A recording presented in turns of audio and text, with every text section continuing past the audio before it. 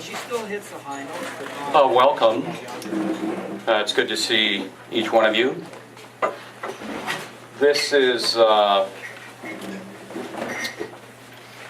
the fifth, I guess, sixth in our series of Philosopher Cafes this fall on the theme of what makes a healthy society. And I'm delighted that John von Heyking is here to open up for us a conversation on the cultivation of civic democracy and whether or not it has the capacity to unite into one country a variety of cultural, national identities. John is a professor of political science at the University of Lethbridge, that beautiful city to the south. He teaches political philosophy, religion, and politics.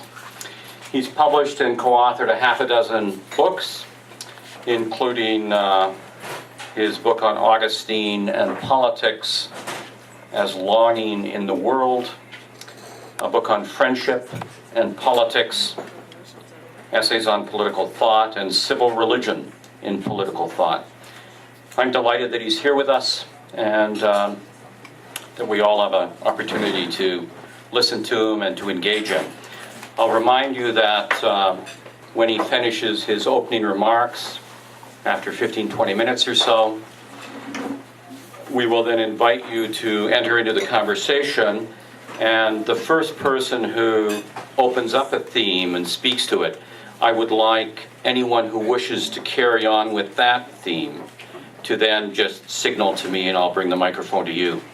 And then after that theme has been explored a bit, I will invite those of you who are sitting on pins and needles to open up another theme to do that. But it makes for a little more textured conversation. So, John, lovely to have you. Thank you. Well, thank you very much, David, for organizing this, and thank you for inviting me too.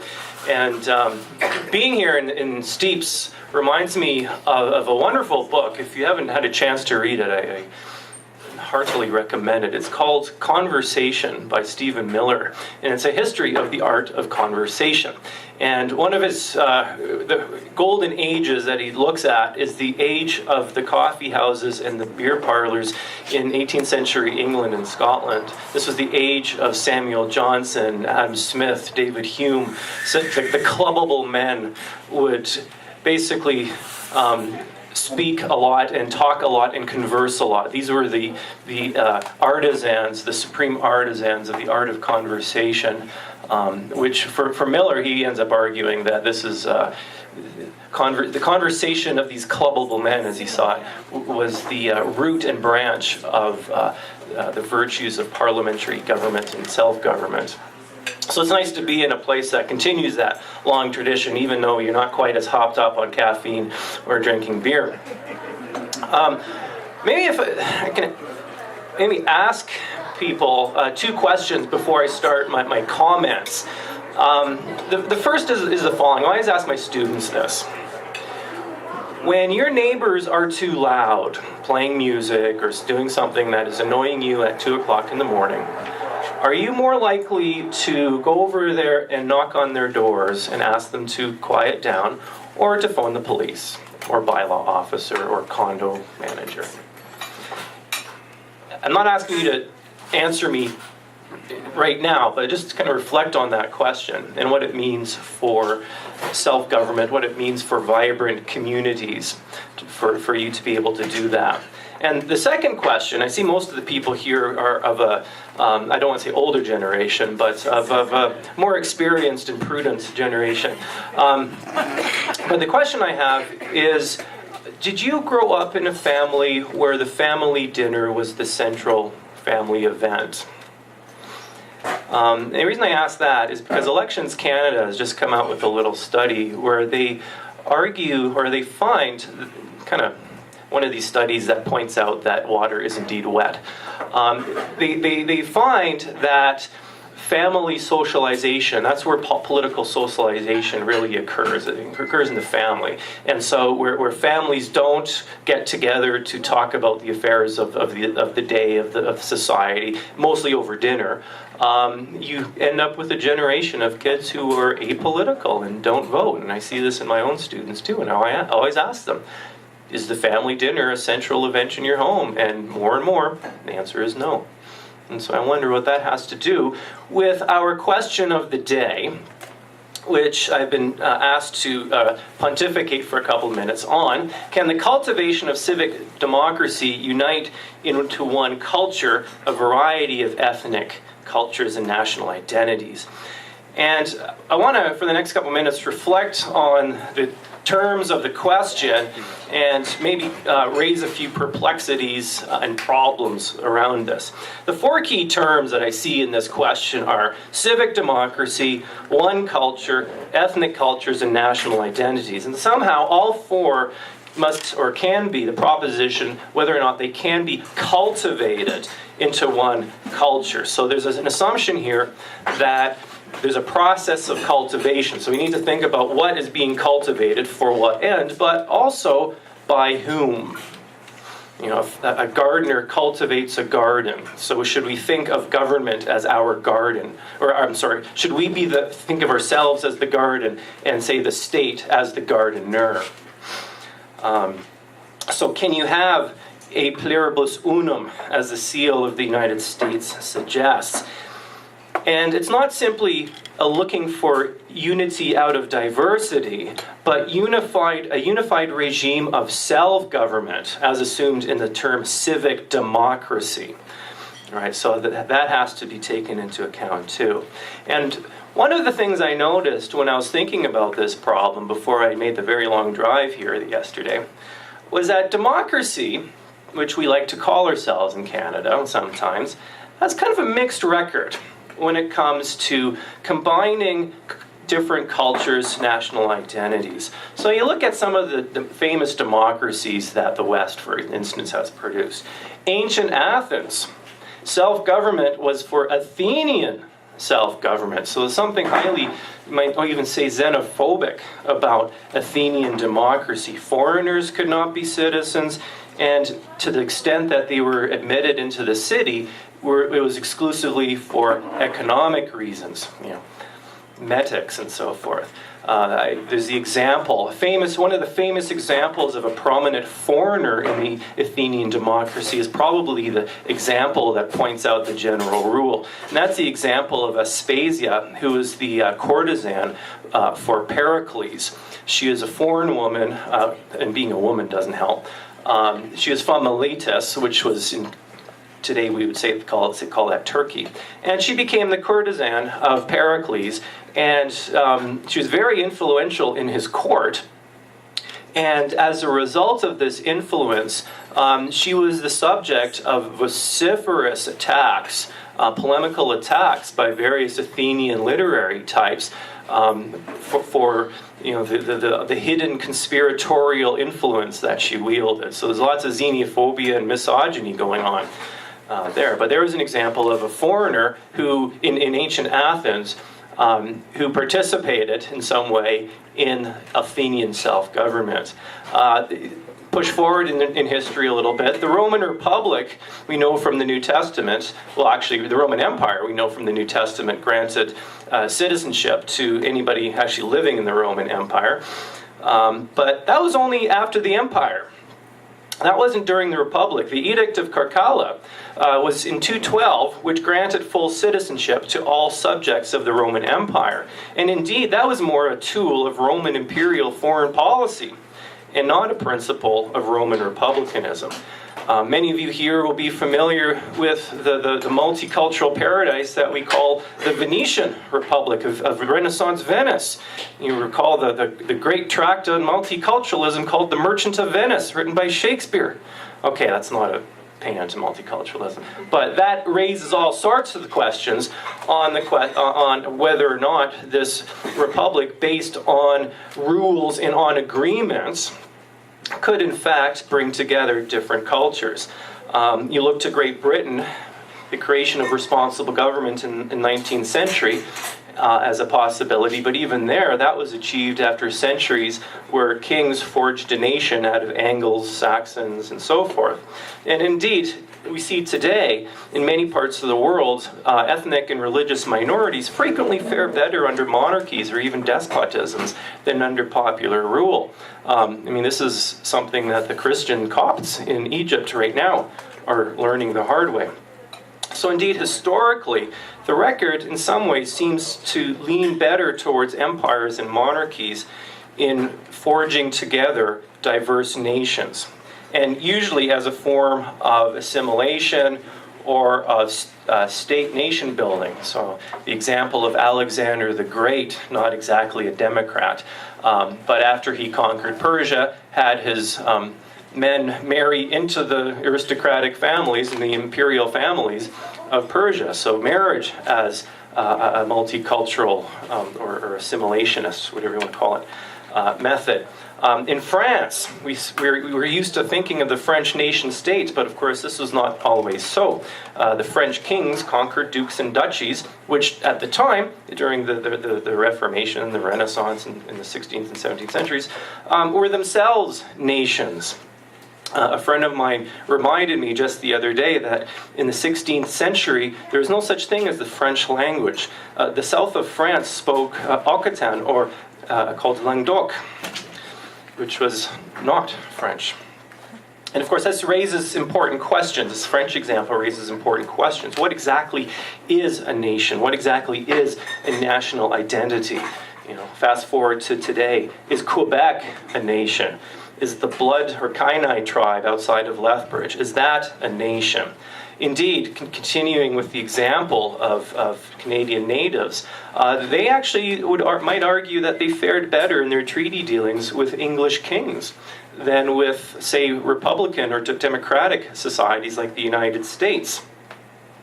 And indeed, Alexis de Tocqueville, who's writing in 1830s, and seeing the horrific and indeed genocidal actions of the U.S. government against natives at the time, made the argument that one of the reasons why the Americans are so horrific against the natives at the time was precisely because they regarded that the natives as incapable of self-government. So the quest for democracy, the quest of self-government, also has a kind of moralistic and, in fact, zealot streak to it. So the argument then of monarchs and autocrats generally tends to be that the sovereignty of people, self-government, civic democracy, requires a kind of unity that most places don't have, or requires a level of political friendship among people. And so the advantage, they argue, of a monarch or of an autocrat is that the basis of political rule in the despotism or the monarchy is always above the people. So the monarch doesn't worry so much about whether the people get along. It's kind of what the argument is. But the question we have before us is a question of determining the moral aspiration, the creation of civic democracy, which is very much an idea that is born of the Enlightenment. We have the familiar example in 1867 of the founding of, in Canada, Georges-Étienne Cartier, who of course was the Quebec lieutenant for John A. Macdonald, referred to the new nation that was to be forged out of Canada's founding not as an ethnic nationalism, but as a civic nationalism. So that civic nationalism, rooted in the institutions of responsible government, of parliament, was meant to transcend English ethnicity, French ethnicity. And indeed, in some ways, his articulation of the problem reflects the ideals of the Enlightenment that were probably the most fleshed out by the philosopher Immanuel Kant. Kant referred to the Commonwealth as needing to be a republic. This is the enlightened, kind of the highest ideal, the best kind of regime, that had to be rooted in a moral law of the categorical imperative. Right? Treat others in such a way that your action would be a universal law. Under the under the rule of law, under the categorical imperative, national and ethnic identities would somehow vanish under the light of the cosmopolitan ideal, because the object of the moral law, the society he conceived, was humanity. Not national identities, but humanity. Now, of course, some today would argue that goes a little bit too far, right? In what sense should our actions always have the interests of people in Botswana in mind, for instance? Does that make sense when we think of various policy questions in Edmonton or in Alberta or in Canada? But the deeper question is whether or not that cosmopolitan Enlightenment ideal, whether or not it gives due weight to our own preferences, to our own Edmontonians, our own Albertans, our own Canadians. So these perplexities that this moral aspiration of the Enlightenment ideal of civic democracy, of forging a plurality of different ethnicities under this moral abstract law, places greater need for us to focus on and clarify terms like civic democracy, like one culture, ethnic cultures, and the various terms in our question. And I want to kind of suggest a couple of clarifications. The first is that if you look at the history of political philosophy, terms like ethnic culture and national identity tend to be rather fluid and constructed. And moreover, they're not really based on ethnicities, like on biological or racial lines, but rather based on the actions of great statesmen. Louis XIV, Alexander the Great, Solon, John A. Macdonald, George Washington, who forged nations. So these acts of forging nations beget and are based actually on the various myths of the nation. Friedrich Schelling, the German philosopher, who is in some ways very critical of various Enlightenment ideas, has this to say: nations do not make myths. Myths make nations. Right? So you need to focus on myth. You need to focus on the stories that societies tell one another. So Winston Churchill, during the Blitz, whenever he'd give his radio addresses, in one of the ways he would console Britons as they were under attack, would say, this is another chapter of our very long and distinguished island story. So Britain not only has an island story, but it is an island story. So this is just one momentary blip within that longer story. So you think of the different myths that have forged nations. Homer makes Greece. Virgil makes Rome. Shakespeare makes England, Goethe, Germany, and so forth. And yet their actions are always, or the actions that they detail, these poets, are always the actions of statesmen.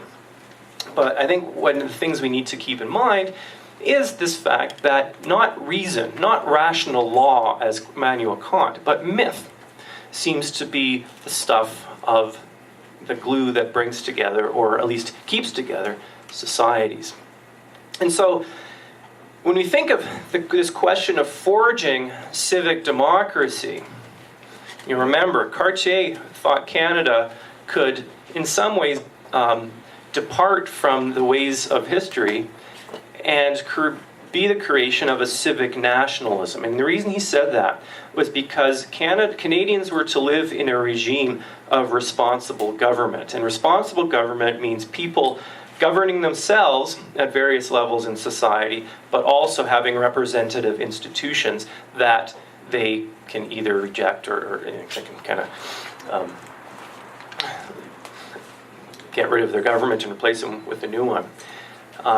One of the early political scientists in Canada, he's also a clerk of the House of Commons at the latter part of the 19th century, John George Borno. He wrote a very famous, at the time, treatise on the procedure of parliamentary government, because he was clerk of the Commons. But he also wrote rules for public meetings. Maybe some of you are familiar with Borno's rules of order. At any rate, those are meant for individual groups in society to use as basically to teach themselves the arts of parliamentary government. And for this reason, Borno regarded local government as the first principle of responsible government, because it's in local government that one gains one's apprenticeship in self-government. And I think what that also means is, we've been given a question whether civic democracy can arise out of these various elements. But for somebody like Bourneau, someone like John A. Macdonald even, or Cartier, I think what that question also means is that the people best equipped to answer the question of today need to be answered by active citizens, and active citizens who rule themselves in the form of a local government, councils, unions, churches, civil society. And then the reason for that is because self-government is the activity of extending one's moral sympathies with those one regards as engaged in a common project of self-government. And I just will wrap up my comments with a couple of quotations. And they're both by Alexis de Tocqueville, writing in the 1830s in a wonderful book called Democracy in America. And this is what he has to say about self-government. One is occupied with the general interest at first by necessity, and then by choice. What was calculation now becomes instinct. And by dint of working for the good of one's fellow citizens, one finally picks up the habit and taste for serving them.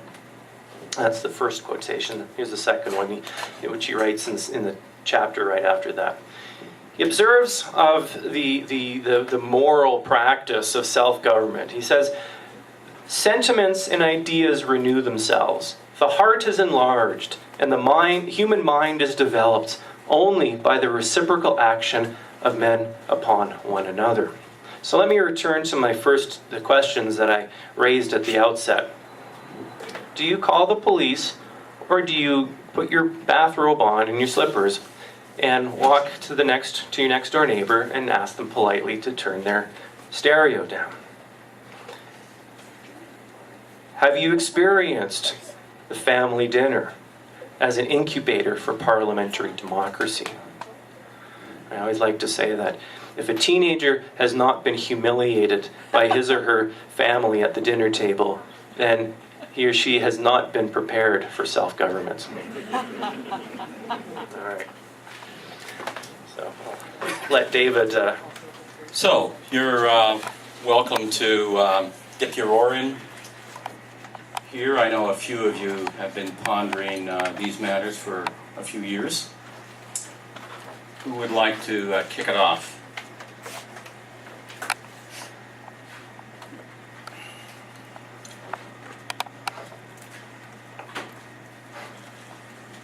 Nicholas. This is a rather trivial observation, but my hi-fi has 500 watts per channel and my speakers go down to 25 hertz.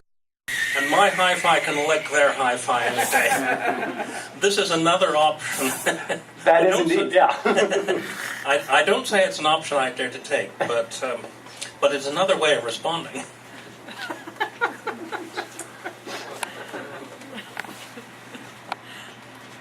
What do we say to that? I'll just cite the philosopher Thomas Hobbes. That just starts a spiral of one-upmanship that leads to a war of all against all. There you go.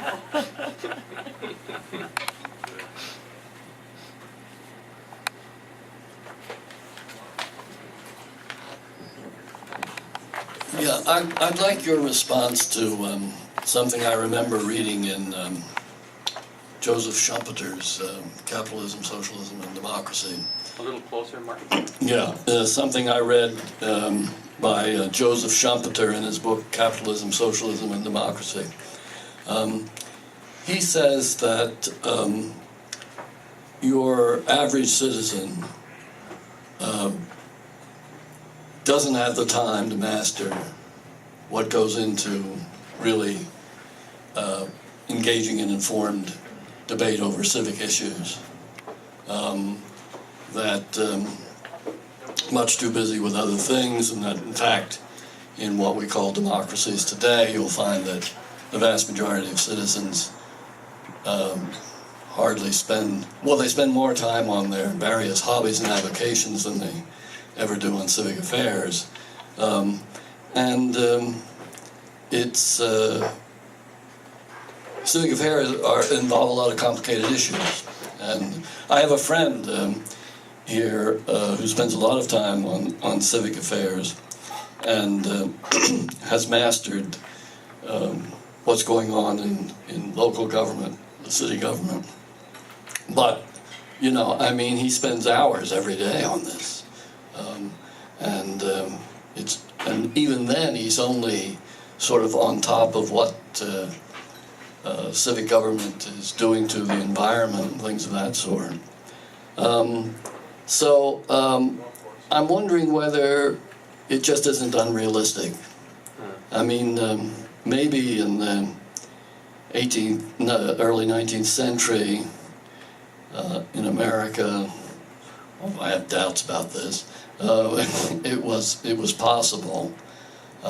Certainly when you go back into the revolutionary period, I mean, people like Adams and Jefferson thought that something like this was possible. But when I even look at my own experience, I mean, I can't get on top of the ins and outs of all the civic issues and participate in an intelligent way, except on very, very particular sorts of issues. So I don't know what becomes of what we're calling civic democracy, if that's the case.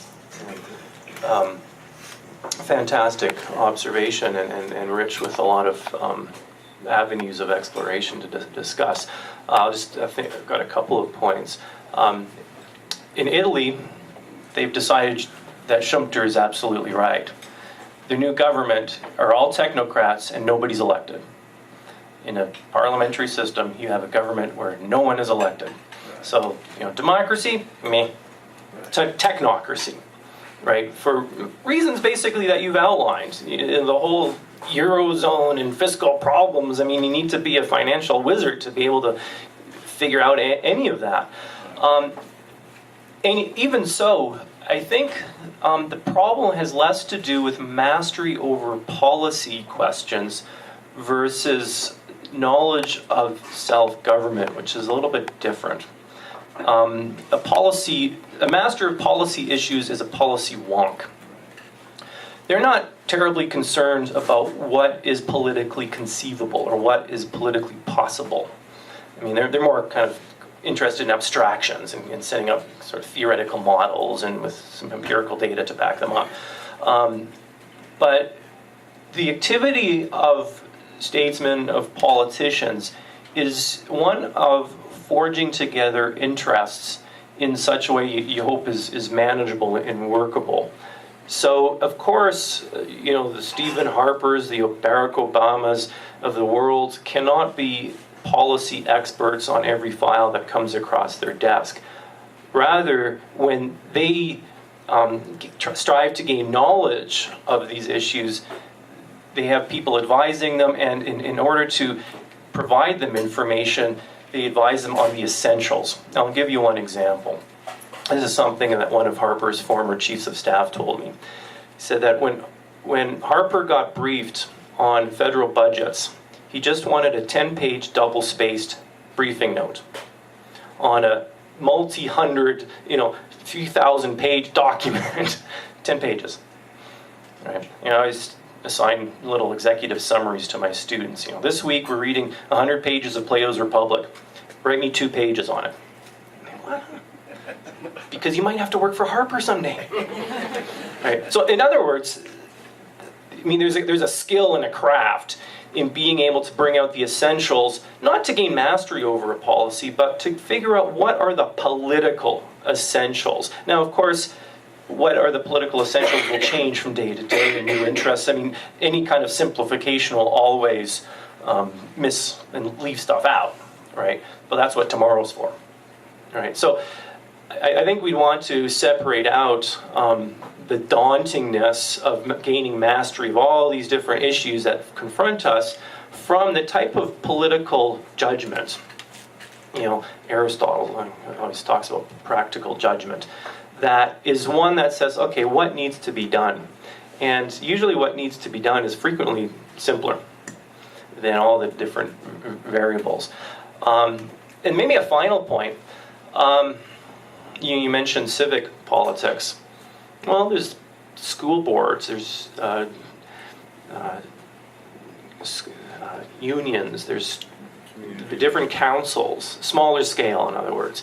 And I think that's the real insight that Bourneau has when he writes Rules of Order, which he meant for these smaller scale organizations of civil society that people create to solve specific problems, to address various issues pertaining to their community.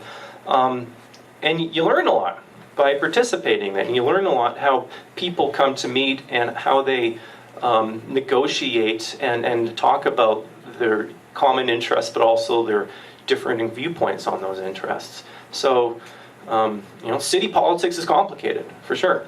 But there's also the neighborhood, there's also the school, there's also these other organizations. You want to pick up on that? No, that's Great point. I'd like to pick up on the wattage comment. I'm sorry, what? The wattage comment which was made, the first comment made on the wattage of your stereo. And ask directly, do you think might has any role to play or has had any role to play in the success of democracy, so-called democracy? Because if it is, then I am disappointed that we have to go back to our animal origins. And if it isn't, then we don't have, nor will we ever have, democracy. I don't know. So the question is does right, or might, power, coercion, does it play a role in democracy? Of course. Yes, absolutely. All systems of politics try to answer the question, that very question. How do you organize power? And sort of the classic distinction that we make here in North America is that in the United States, you have a powerful national government, but one in which it is dispersed across numerous offices, so presidency, Congress, courts, and so forth. And in Canada, you have slightly more concentrated power. And I guess these, depending on your perspective, it's looking at what the budget woes in the United States, some people are now arguing that maybe Canada's responsible government system might actually work better than the checks and balances than they have in the States, but that's a matter of debate. But in Canada, you certainly have power. You have checks on power, because politics, it's not about crass power, but it is the channeling and wielding of power, which is different than force, I suppose.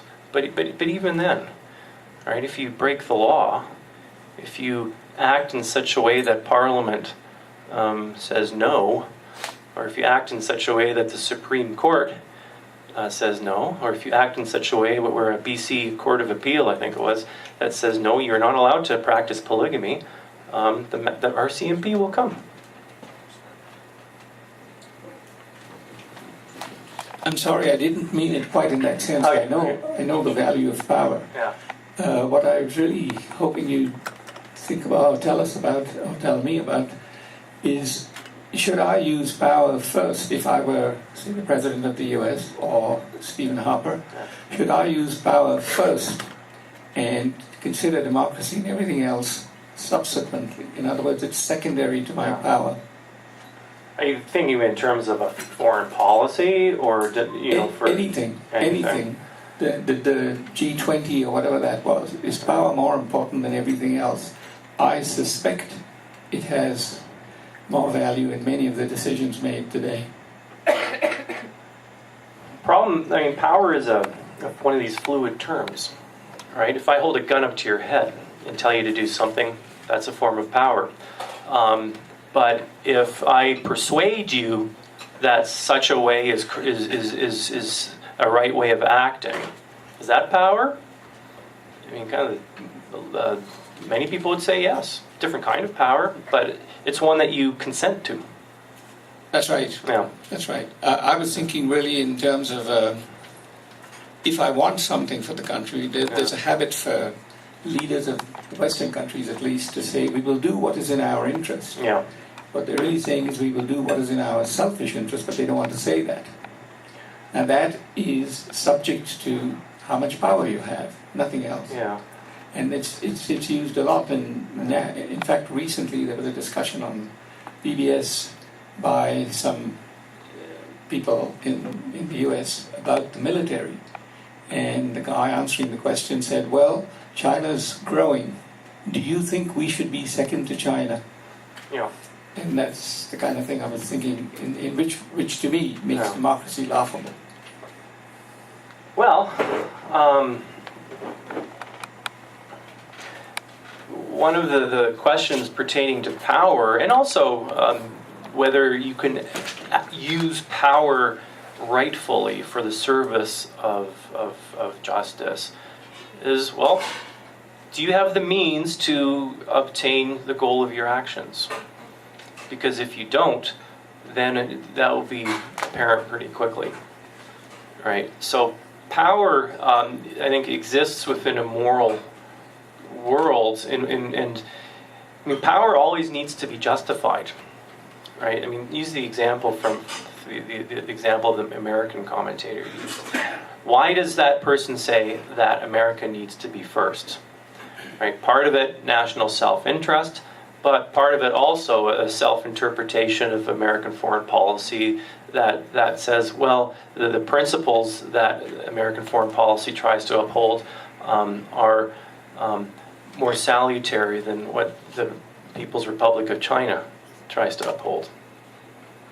And, it's a matter of debate. But, I mean, another way of looking at it is, what would a world look like if the People's Republic of China were dominant in the Asia? Better food, probably. Maybe better food, yeah. And we all speak Chinese. The Vietnamese may object to that.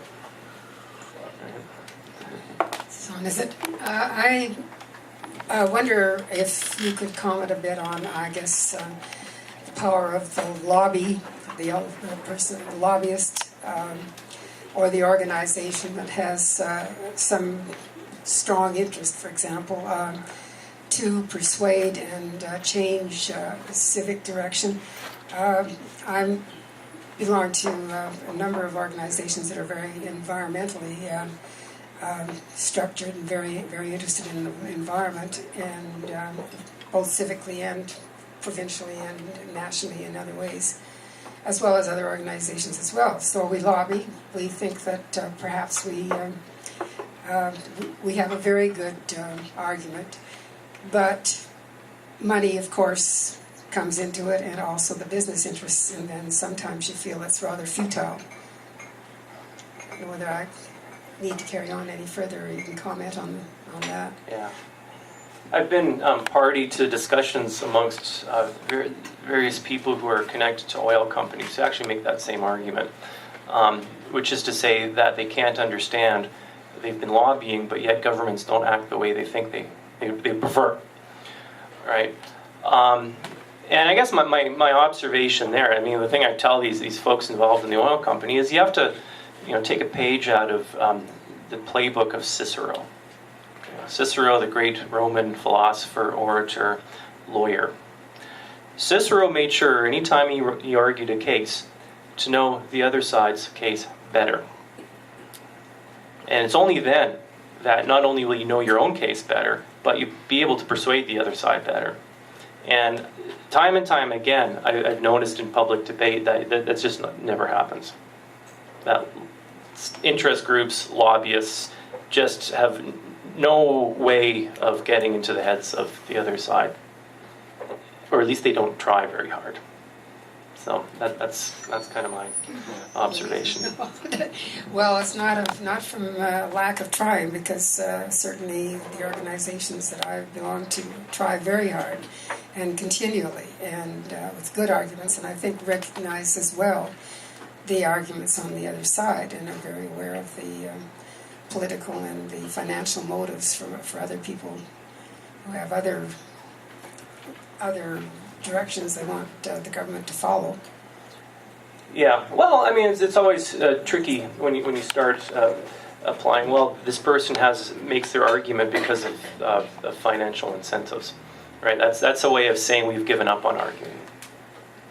That's to say your argument is just an epiphenomenon of your material self-interest, and that has a way of undermining civic debate, because everybody has material self-interest, right?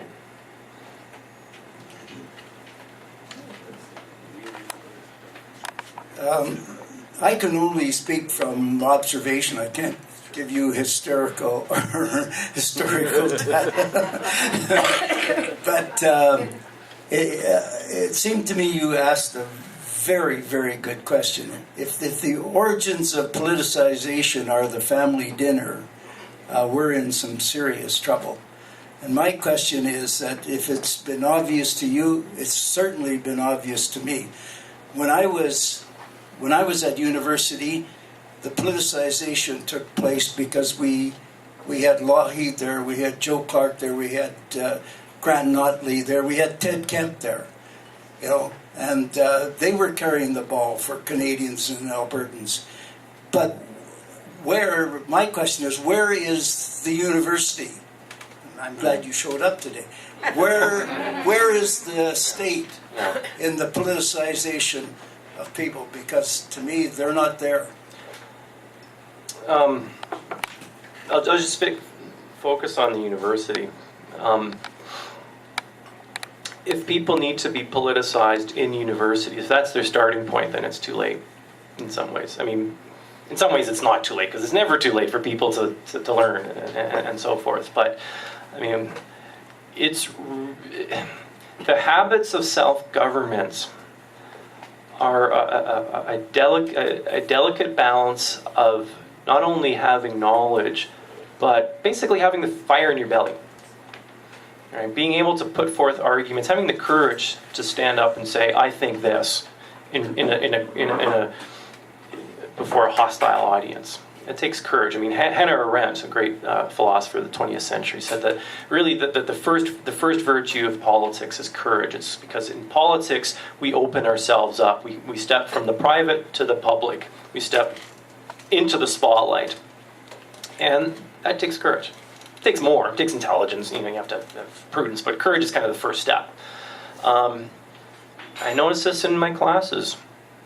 Ask some provocative questions in a first-year class filled with 60 or 70 kids. That's one of the advantages of the University of Lethbridge. Our first-year classes actually really have kind of 50, 60 kids, as opposed to 400 kids at the U of A. But enough of the commercial. But it's hard to get them to talk. I'm kind of afraid to respond. I mean, you always get a few, but those are always the kids who are already socialized into speaking their mind. So, part of what I see as my function as a university professor is basically kind of to prod them a little bit, to kind of encourage them and point that out. And then they respond quickly. Even at university, kids are still absorb knowledge and they learn. But it's a tough challenge. Well, is it possible that maybe you've created an illusion? Maybe the family dinner isn't there anymore. Yeah. And it was in mine because there were 10 of us, plus our parents and grandparents. But today it's one parent with one child in one apartment, generally speaking. So maybe that politicization from the family dinner isn't really occurring. And that, again, points the dagger directly at you people, the university, and the state. Yeah. They're refusing to pick up that ball. Yeah. Well, I mean, shame on my university colleagues for failing to pick up the ball. I mean, that's a whole other topic, I suppose, for another class. The question of whether universities can be incubators for liberal and civic education. I think, as to the extent that universities devote very large resources into being research institutes as opposed to incubators for liberal and civic education. I think universities are dropping the ball pretty quickly these days. Could you say just a little bit more, John? If I understand you correctly, when you speak about self-government, you're not speaking about the state. No. You're speaking about these, I mean, you use the family dinner as a metaphor. It's a metaphor for these mediating institutions, whether it's a synagogue or a church, or particular kinds of cultural communities that gather together. It's at that level. And you see, if I understand you correctly, are you making an argument that the way in which we've understood the large civil state these days has been to diminish the capacity of these mediating institutions to do their real work, which is where politics really happens? Oh yeah, definitely. Yeah, I mean, you can't even get good people to be good politicians unless they have crafted their skills, down the line. Local. Yeah. And in particular worlds of meaning. In particular worlds of meaning, and in terms in which their own particular world of meaning needs to adjust, needs to negotiate, needs to clash with someone else's particular form of meaning.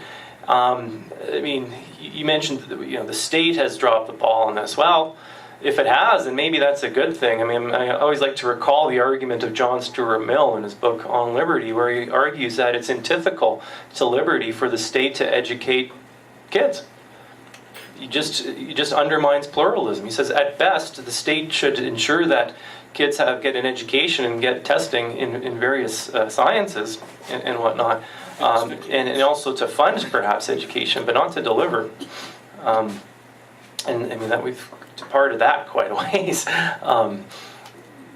So, I mean, I don't know if that's feasible, but at any rate, what David, I think, has put his finger on is a vibrant politics, a vibrant sense of self-efficacy that, someone can make a difference. That begins in the community. That begins in knocking on your neighbor's door at 2 o'clock in the morning or playing Mozart at Spinal Tap 11.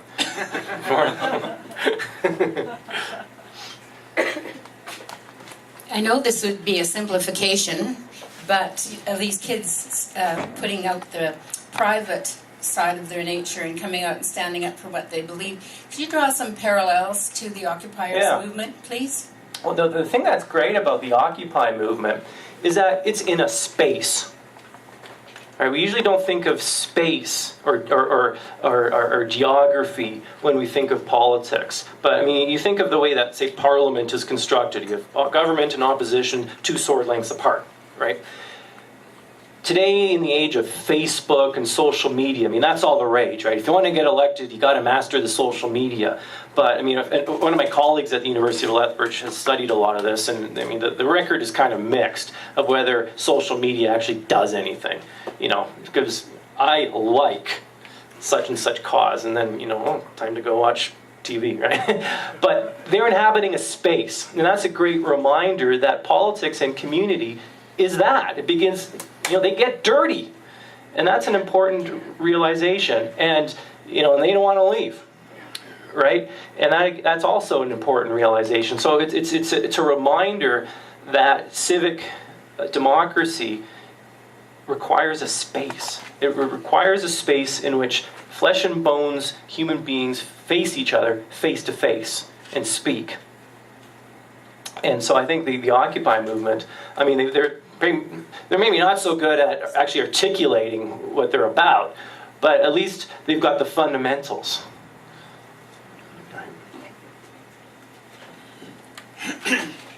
I just have a couple of very quick comments. In a sense, I understand your presentation in part to be an argument in favour of the vitality, of the authenticity, of the significance of local politics, of civic politics.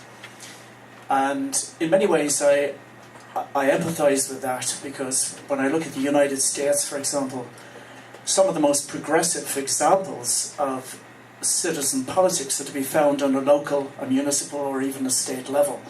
I see the federal government as violating many of the international agreements that it signed, the Geneva Convention, the conventions on torture, etc., etc. But when I look at individual cities or some states, I see them upholding the rights of same-sex marriage. I see them taking environmental legislation seriously. I see them far more progressive than the federal government.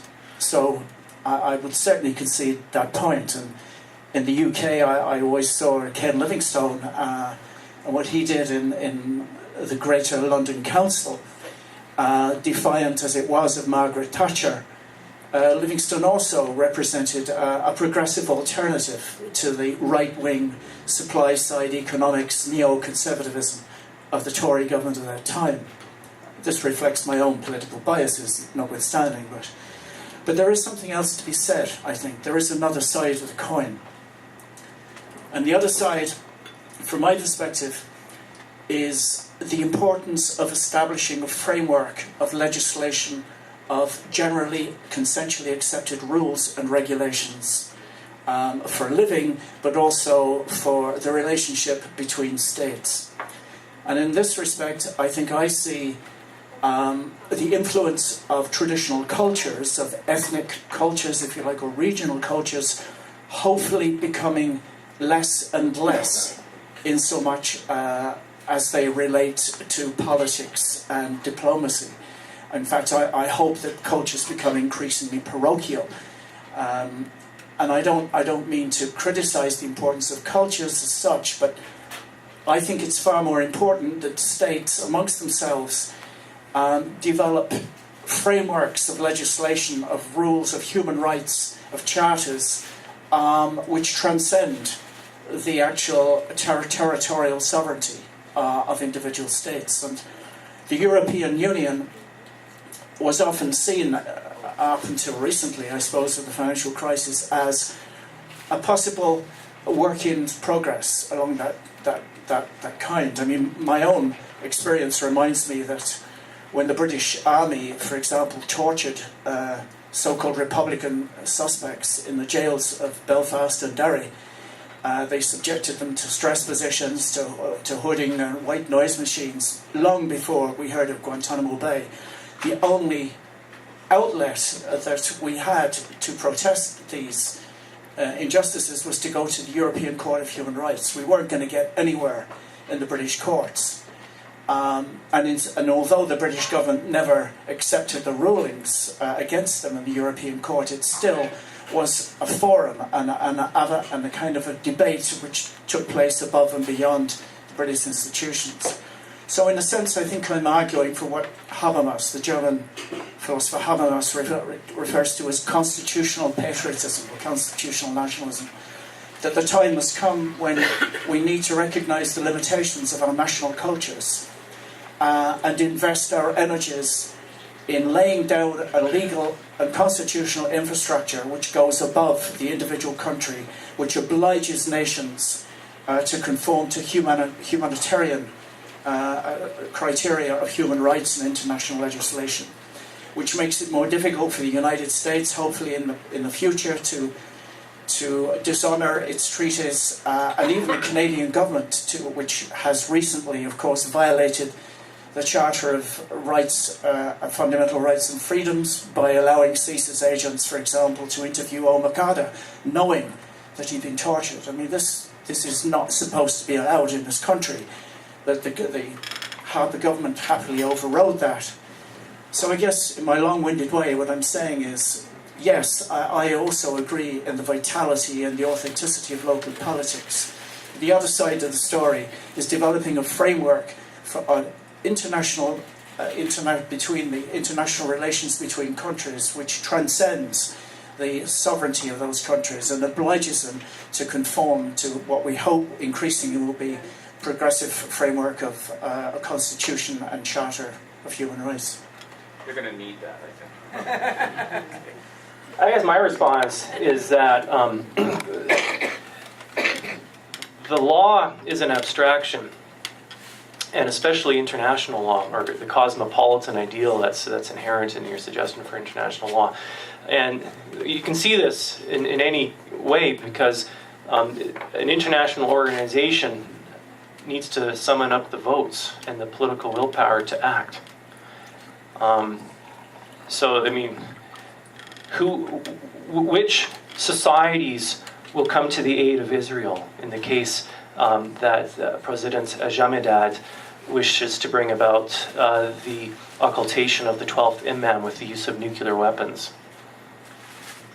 Well, I think part of the answer to that would be the day when Israel decides to take seriously the court of public opinion and to address the issues of the illegal settlement and the long-term internal colonization of the Palestinian people. When public opinion within Israel starts to take seriously the plight of the oppressed and the exploited in those areas, then it will again re-enter the universe of political discourse, much as South Africa has now re-entered the universe of public and political discourse since the overthrow of apartheid. And in my opinion, the similarities between some aspects of apartheid in those countries can't really be overlooked. So I think in the long run, the court of public opinion offers an opportunity for Israel, for Iran, and for other countries, in a sense, to really reflect on what the over-governing sentiment of the world bodies actually is, because the United Nations is far from perfect, but it represents at the moment one of our perhaps best efforts to lay the groundwork for as we did in the Universal Declaration of Human Rights and other such constitutional documents. I guess my response is that it'll still be political, and so it'll still depend on who's wielding the powers of those international organizations. The bottom line to this is that the prospect of total war, a thermonuclear war, may be dormant, but it's only asleep. That possibility remains all the time between the United States and China, between the United States and Russia, or who knows what else. And if we take seriously the long-term possibility of the annihilation of our race, then it behooves us to push aggressively for institutions of international law and to limit the sovereignty of nation and to bring all humankind under the rule of international law. Yeah, I would agree with even Immanuel Kant when he reflected on whether or not you could have a law encompassing the globe. He concluded, in fact, that would in fact be a tyranny, because politics is destroyed and national and cultural differences are destroyed. So.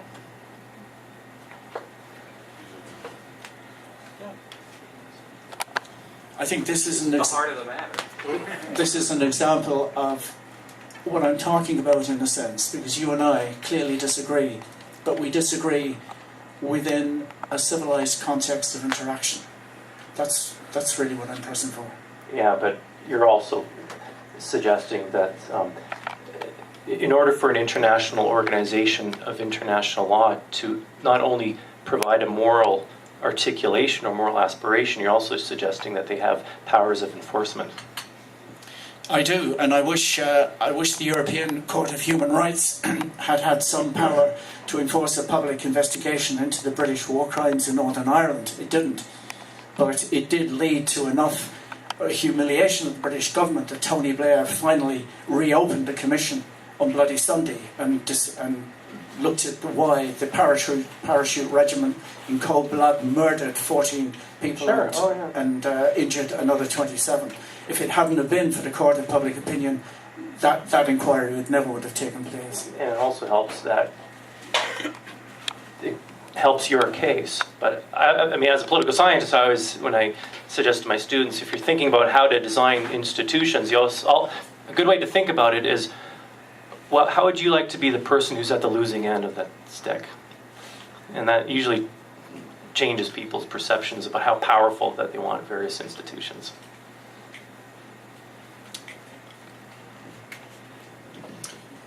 You're going to pick up on this, Nick? Yes. Yes, if I could, if I could pick up on the trend of the discussion, and I think one of the key terms that you've used in discussing the question is self-government, and we have actually a kind of reciprocal relationship between the self and the government. On the one hand, if you have a limited self, you're more likely to be biased and prejudiced, but at the same time, you may be more directly concerned and maybe more active in that limited local area. So what we need to do is to provide a variety of levels of activity and a variety of selves. In a sense, we're all citizens of the world. We do live in a world community. In another sense, we're Albertans, for example, in spite of my Ontario biases. But it does seem to me that a valid point has been made in saying that if we think of ourselves as citizens of the world, we're going to have to behave in a certain way that is free from excessive local bias. But on the other hand, as citizens of the world, we may feel rather powerless, whereas in our own city, or perhaps in our own club, we may be able to act and learn how to act and learn how action works. So we need a kind of feedback, if you like, between the two aspects: the way we govern ourselves and the self that is doing the governing. And just as a footnote to that, federal government is a rather clever idea. It enables, for example, French and English, or perhaps Scotsman and Welsh, to feel that they have an identity of their own and yet are also part of a larger identity. Well, I'd be interested in your comments on how you think the reciprocity, there's kind of feedback loop there, isn't there? That we need to be alert to and actually to encourage. May I just invite comments on that? When you raise federalism, I think you're absolutely right. I mean, federalism is a political innovation that strives to balance these general and particular lives in which we live, right? And so the question of cosmopolitan arises when the arena of action expands, right? And historically, we've tended to think of, the nation state is the biggest political arrangement, but the nation state also conducts itself on an international scale with other nation states through economic exchanges. So, the politics is in some ways smaller than economic action, right? So, I guess, does that necessarily mean that you need a political rule of the same effectiveness on a global scale in order to regulate economic activities and other international industry economies? And I'm not an expert on international relations and institutions and whatnot, but the problem that you run into is accountability of your rulers, right? Because even a regime of responsible government, you need that kind of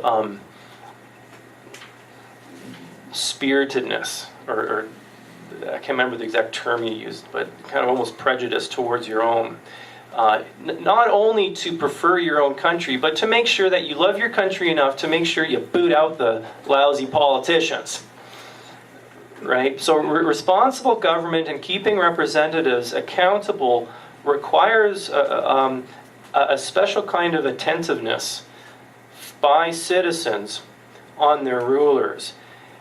And a lot of scholars who have studied feelings of political efficacy and whatnot, one of the common refrains that they point out is kind of your point.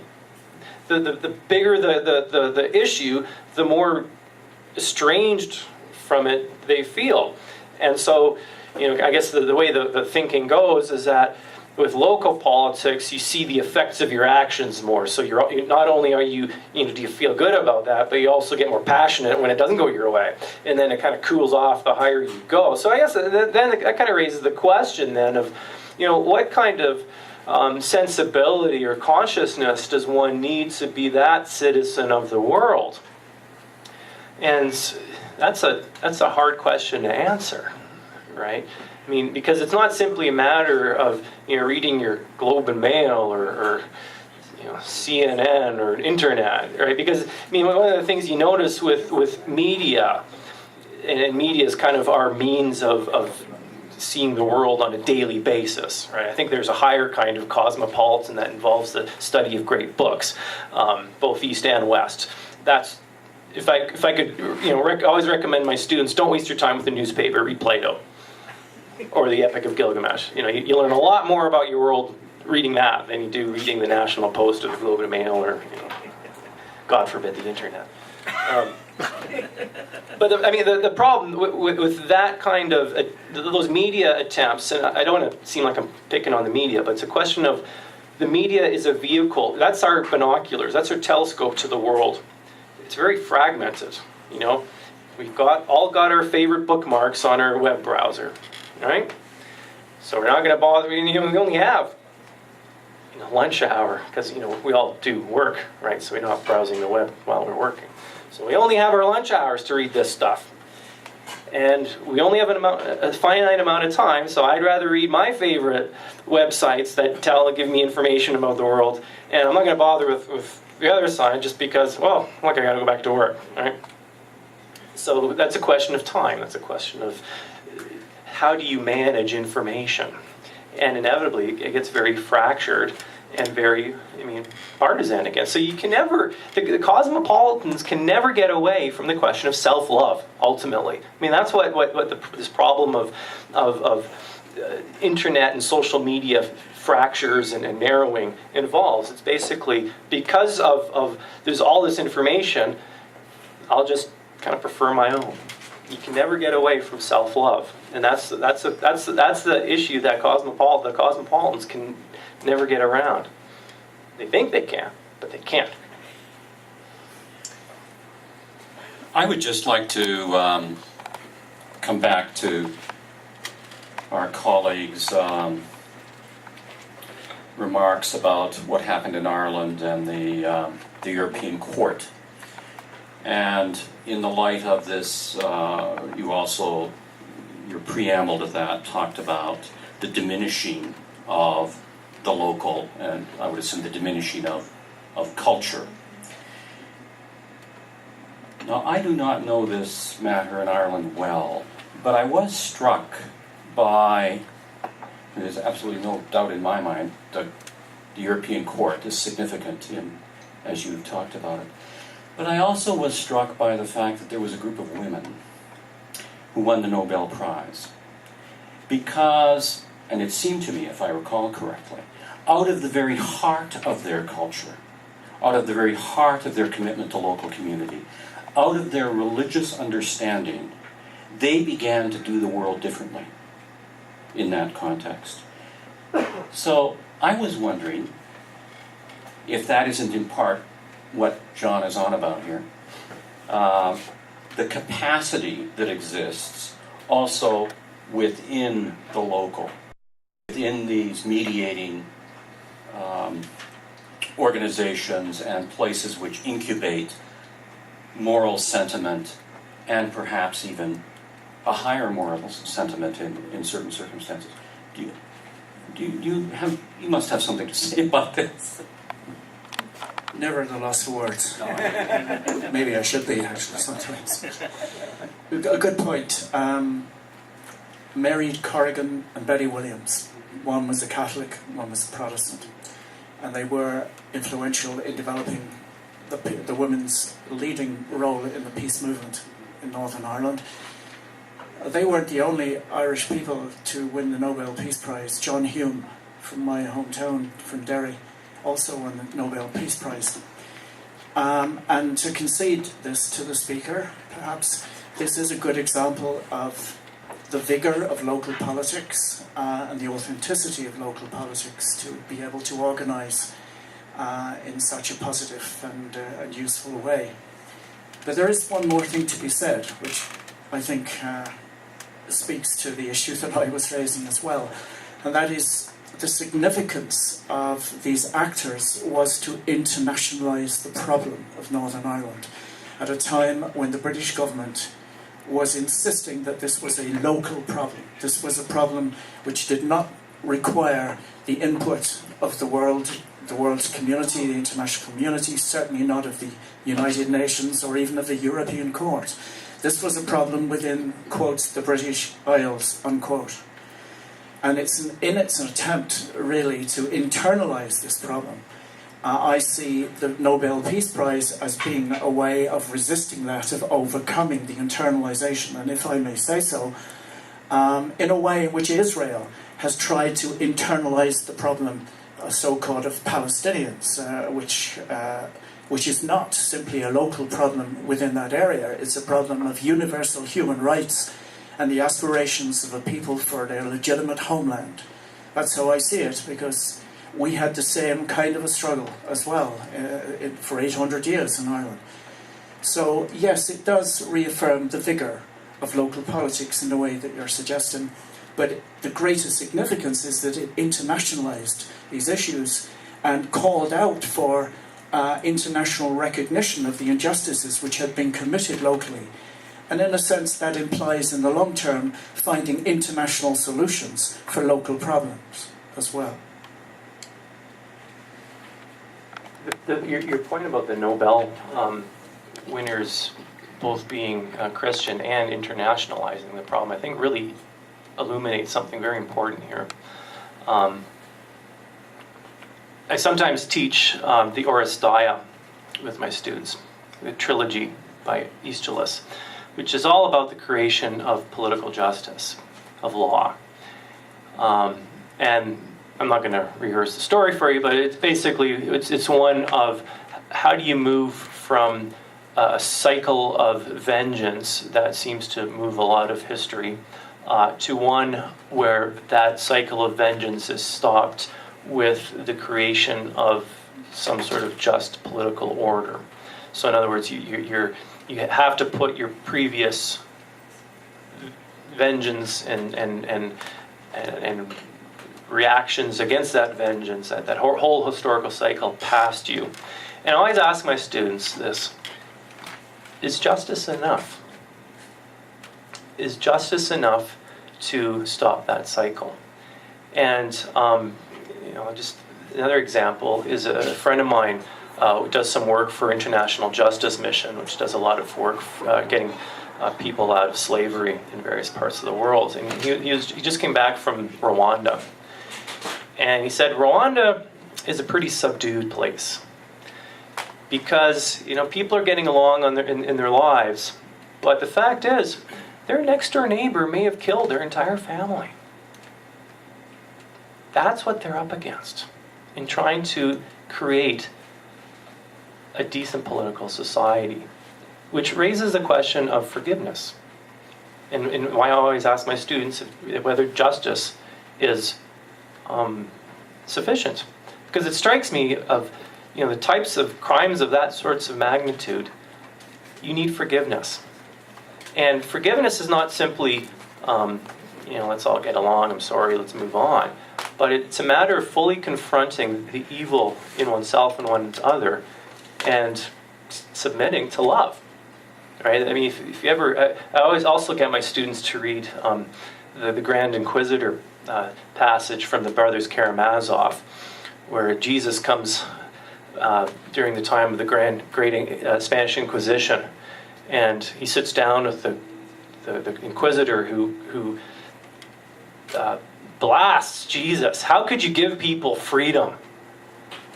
Because these people aren't equipped. They're just not up to it. So we need to impose some sort of system of law to make sure we take care of everyone. And so he just obliterates Jesus. Not only is Jesus imprudent in giving people freedom, but he has done human beings an injustice. To which Jesus responds with a kiss. And that's it. Why? Because he can have no power. What forgiveness does is David speaks of putting politics in new terms, and that's what forgiveness does. It's not simply getting on with the past, but it is in some ways suspending the passage of power. Not simply political power, but power among people, between individuals. And that's a higher kind of cosmopolitanism, I would say, than the kinds that are represented by the Enlightenment ideals, because those are still wed to power. I hope I'm not disagreeing with you again. I'm really trying hard not to. Disagreement is good. Maybe we can regard this as an ancillary comment to what you just said. But justice and forgiveness, and I'm not a Christian anymore, but this is my feeling. When I moved from Ireland to England before coming to Canada, it was not uncommon when looking for rental accommodation to see signs displayed in the early 1960s where there was an apartment for rent, a flat as we called it, for rent, saying blacks, Irish, Welsh and dogs need not apply. And what that meant basically was the person who rented the apartment really did not want anyone of Afro-Caribbean, Irish, or in some cases Welsh, and certainly not dogs. I guess the Welsh. What did the Welsh do? Well, the Welsh would have to speak for themselves, I think, on this. But this is my point. They're like the Belgians. They're just innocuous. I mean, sorry about any Welsh people here, but what's wrong with the Welsh? I like the Welsh. They're some of the finest singers to come out of the UK. Yeah. Odd.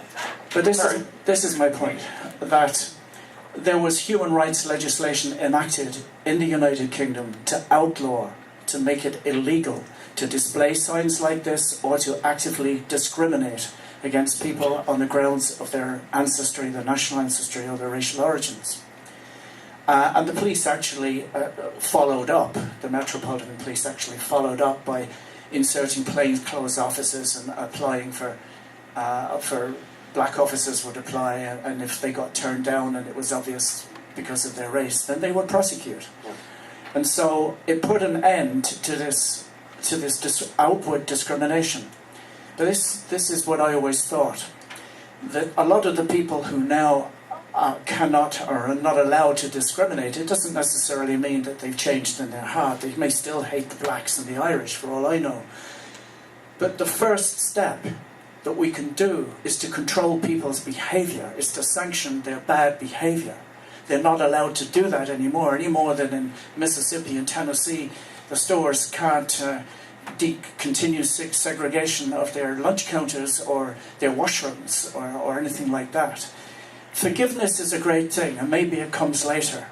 But the first thing to do is to sanction people's behaviour, and the way you do that is, for better or worse, is passing laws which criminalise certain forms of activity which are no longer acceptable to us. And racism, homophobia, or sexism, for most of us, is unacceptable.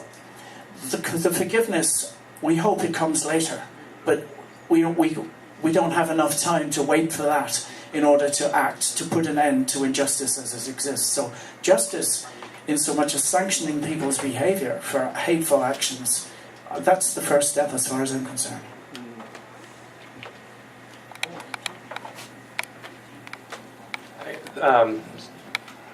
when I started graduate school, one of my graduate teachers said the point of your graduate education, and we're teaching you to become university teachers. And the point of all this is to make sure that you teach your students to become bad citizens.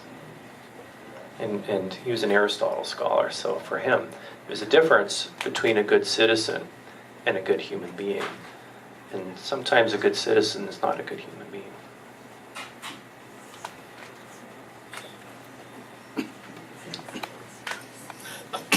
I'm not quite sure how to respond to that. I sort of just wanted to back Tony up here. Tony's the fellow who was talking about Ireland and the American South. Because the partial resolution of the racial conflict in the United States, I don't think has depended very much on anybody forgiving anybody. I mean, this may occur in individual cases, etc. But the thing is that people have come to realize that if they're going to have they're going to be living together, they're not going to be separated. And if they're going to live together, they've got to get along. And that actually has proved very good for the South of the United States. I mean, economic prosperity in the South has increased by leaps and bounds since the Civil Rights Movement. But of course, it all depends on a framework of enforcement of civil rights, right? I mean, and it's everybody living in the light of that enforcement that enables people to get along, right, and see that cooperation is the way to secure a decent future. But I'd like to add to that man, it wasn't local politics that overcame racism in the South. Maybe I shouldn't put it that way. That secured the civil rights for black people in the South. I mean, it was local politics that had to be overruled. And it was only by the federal government in the end moving in. I mean, I give full credit to local people who stood up against the dominant politics of the South back in the 50s and early 60s. But they wouldn't have had success in the end if it hadn't been for the fact that a lot of people all over the country just got totally incensed about the whole thing and forced the politicians in Washington to actually do something about it. So it's an example where, you know, I mean, well, I don't know whether I mean, was the South democratic? Yeah. Well, I mean, it was democratic in the way that Athens was democratic, I suppose. I mean, in the sense that Athens was democratic despite the fact that well over half the population didn't have any political rights whatsoever. But I mean, certainly it was the local politics that stood in the way of that development. Have you ever read any Flannery O'Connor? No. She's a wonderful Southern novelist. Wrote a lot of her works in the 1940s and 50s during the Civil Rights time. And her novels are filled with lots of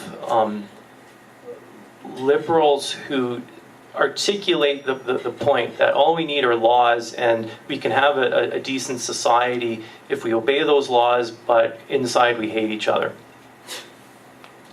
Because it's the behavior that matters. And she just has a wonderful way of portraying that and also sort of the limitations of that too. And so, I mean, for her, the problem of reconciliation amongst the races between whites and blacks in the South had to run much deeper. And of course, state power, sure, but at the same time, the great civil rights leader was Martin Luther King, who was a pacifist, right? So confounding hate with what he was saying, right?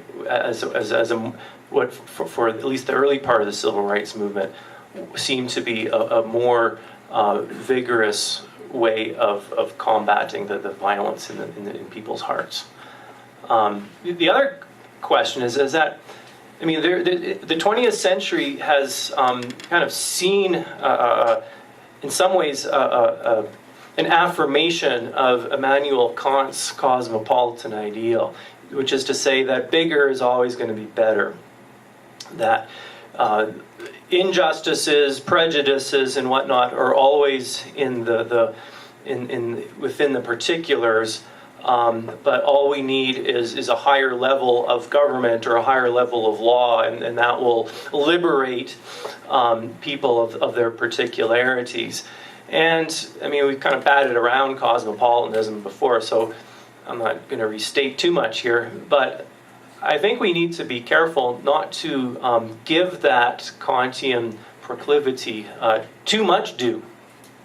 Right? Are the issues of today just like the example of the American South? Like, is it a matter of can many of these issues, can they be resolved by simply bringing in federal civil rights legislation over provincial laws, or federal human rights legislation over local rules, or to use your example, international organizations, their rule, is that necessarily better than national? Because, I mean, the example of the South, I think, illustrates something too, because there you have the federal government doing something very good by with its civil rights legislation and its political power.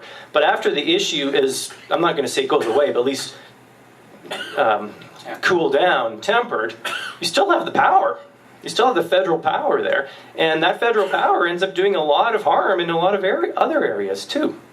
So federal power isn't the problem is if you strengthen federal power for one particular problem, a huge problem, a fundamental problem of the polity, but still one problem, that power is still there to do a lot of other things in a lot of areas of life. So how do you then make the argument, if your assumption is always bigger is better, and then, well, wait a minute, the federal power is causing problems in other areas of life, what moral arguments do you have to restrain federal powers in those other areas? Well, we'll take a break for 10-15 minutes. You can refresh your tea, and we'll return for a final wind-up. It gives you a chance to hone your comments. Thanks so much, John. Our common conversation.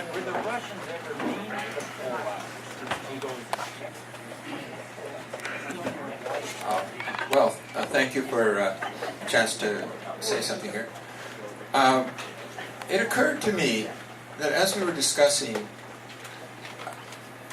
wars of the past or struggles of the past in the language of the past, what about the young person that's in one of these Occupy places? Has he read Kant? Why is he there? I think he or she know that the future does not bode well. I think they know that. They're unemployed. That might reinforce that idea. They believe in democracy. They've been raised in a civil society, and we all treasure that idea that we're not going to have our heads smashed in by the cop. He might, if we're reasonably docile, he will pack us off to jail and treat us as a civil society would. But my main point here is these kids, your students, if they are in tune with their society and themselves and their group and their Facebook page or whatever it is, they know that they don't have much of a future. Now, when I was growing up, I had a sense of how things should be, of how I might have a future. And I think what's been rinsed right out of so many societies now is that idea that there is a future.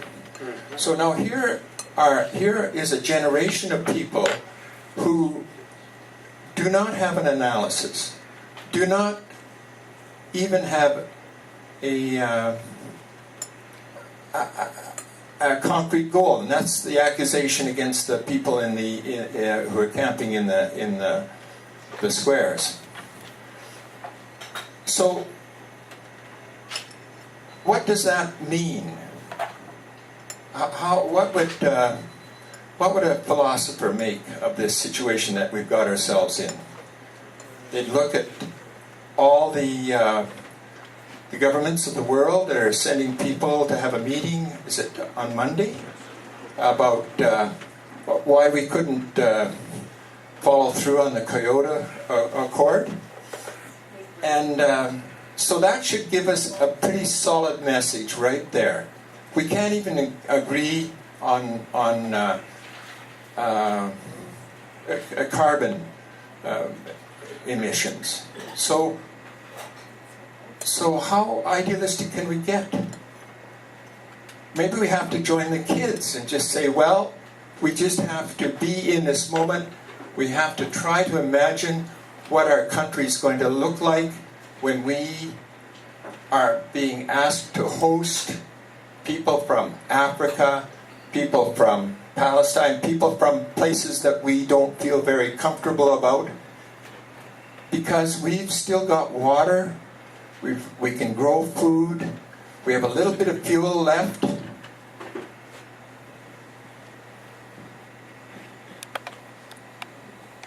Whenever I try to get my students to focus on certain issues of their lives, I remind them that they're the first generation in the last several in Western history who we can expect to live shorter lives than their parents, for many of the reasons that you indicate, which raises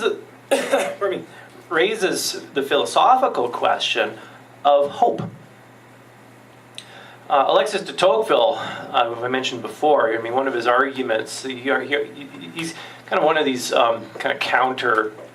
kind of a skeptic in a lot of ways, but he makes the argument that one of the reasons why democracies in particular need religion is religion is a form of hope.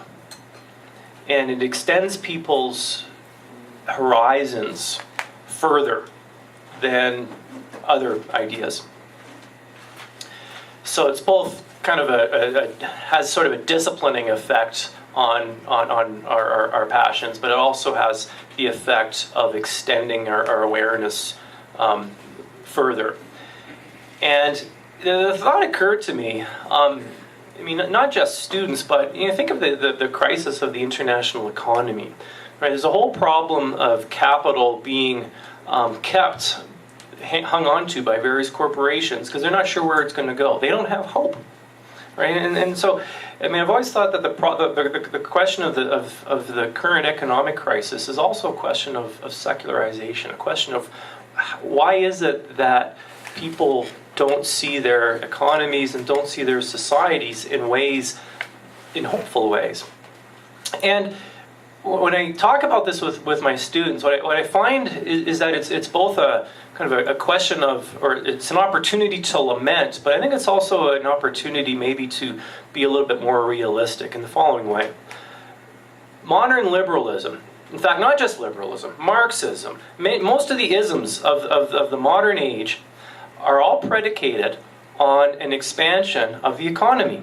They're all predicated on the expansion of human capacities, technologies. So everything's always getting better and bigger. And, the question of fuel, the question of water, the question of lifespans. One kind of smart aleck commentator points out that, see, the problem with all these progressivist ideas is that they need to be fixed.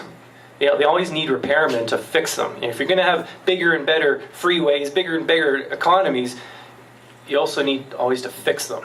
Right? That's a problem of local government. You can't just budget, we're going to build a new freeway. You got to budget for 20, 30 years of maintenance. And that's expensive, and that's pretty uncertain, right? I mean, look at Quebec with all the problems they're having with their freeways. So then it becomes, the question then becomes, were those original presuppositions that modern philosophers took regarding the steady state expansion of our universe accurate? Were they realistic? Because it wasn't the worldview of the ancient Greeks. It wasn't the worldview of the medieval Christians. I mean, they thought history was eventually going to end in the resurrection of the saints and all that. But the saeculum itself, Augustine refers to that as the old age of the world, right? And he thought that was a healthy aspect. He was a celebrator of old age, unlike our cult of youth in our own society, right, which is very modern. So it's a question of whether, it raises the question of whether this modernist assumption of steady state expansion, not just of economic, not just of technological, industrial capacities, but also moral capacities too. Because after all, if you're going to say that your technological capacities and economic capacities are going to expand, you better make sure that you've got the moral capacities to rein it in, to have control over it. Right, and we think of the 20th century with nuclear weaponry. I mean, you mentioned nuclear weaponry, biological weaponry, right? You need to have moral. If you're going to have them, you're going to have a moral way of dealing with them. So, at any rate, I mean, the point of all this is it offers the opportunity for a re-evaluation of hope, I think, and where hope should be laid.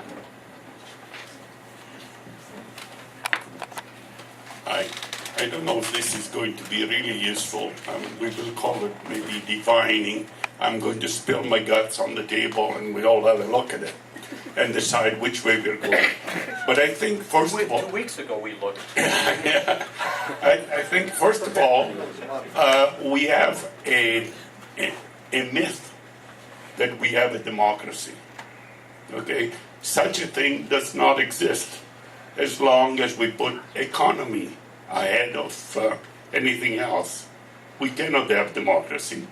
And second, the other part that really bothers me is we are, I look at me, I am not an Edmontonian, I am not an Albertan, I am not a Canadian, I am a human being first.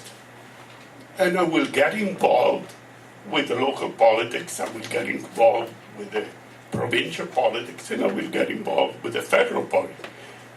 My heart, if you want, is with the world politics. Nothing else is important as world politics. So if somebody is dying in Rwanda, I take it personally. I may not be able to do a hell of a lot about it. Okay?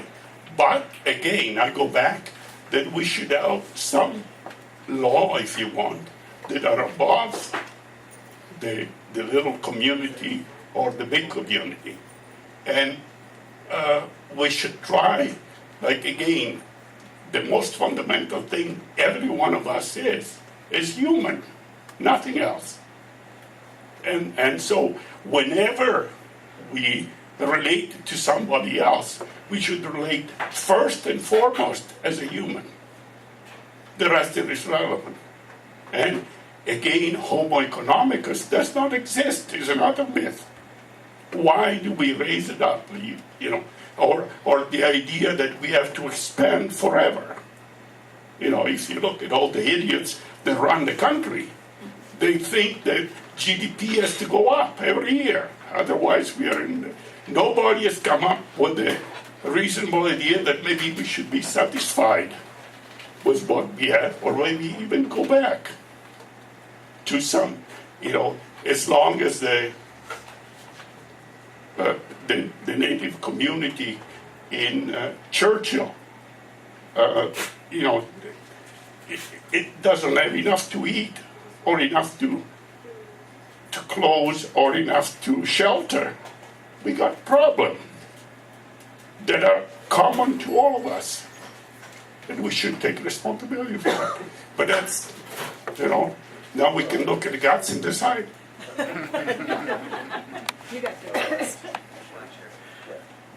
Part of me is very sad now.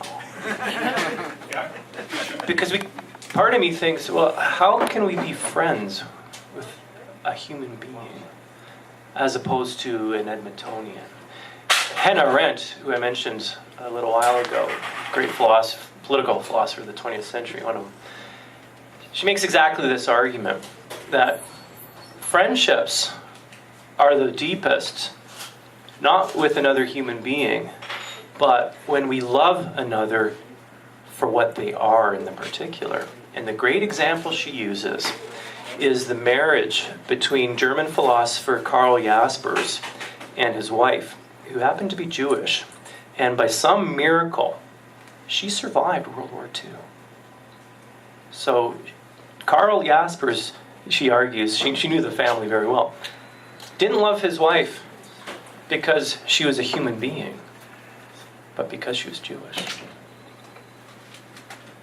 Now, I think that's a much higher standard to reach for a German in 1933 or 1938, much harder to practice.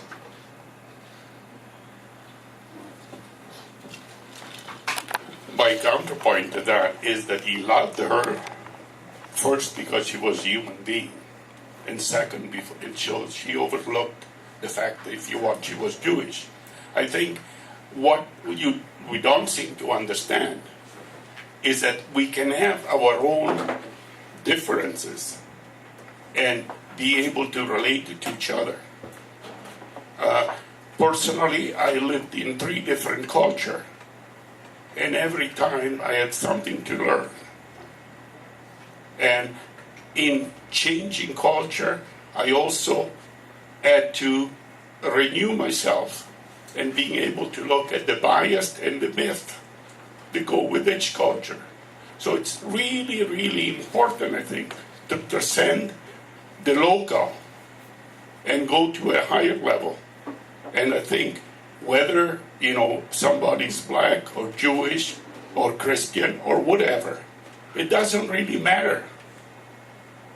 I can love them, I can meet them, and more importantly, everybody can be my friend. I don't have to look at them and say, oh, she's Jewish, so maybe I will have to relate to her. That's irrelevant.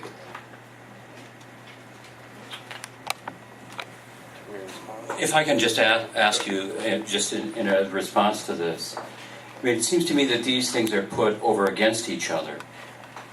Would you, when you speak about loving another human being, do you love them also because of the particularity? I mean, is the particularity part of your interest in them and part of what opens your heart to them? Or is it some, if I've understood John correctly in his comment from Hannah Arendt,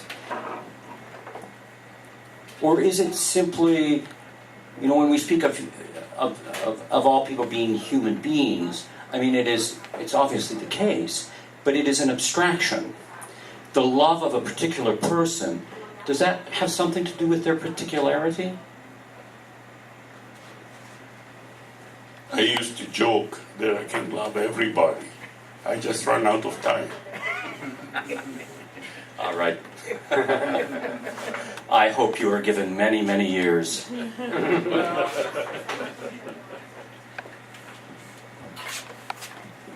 Just picking up on one of your guts. Your guts.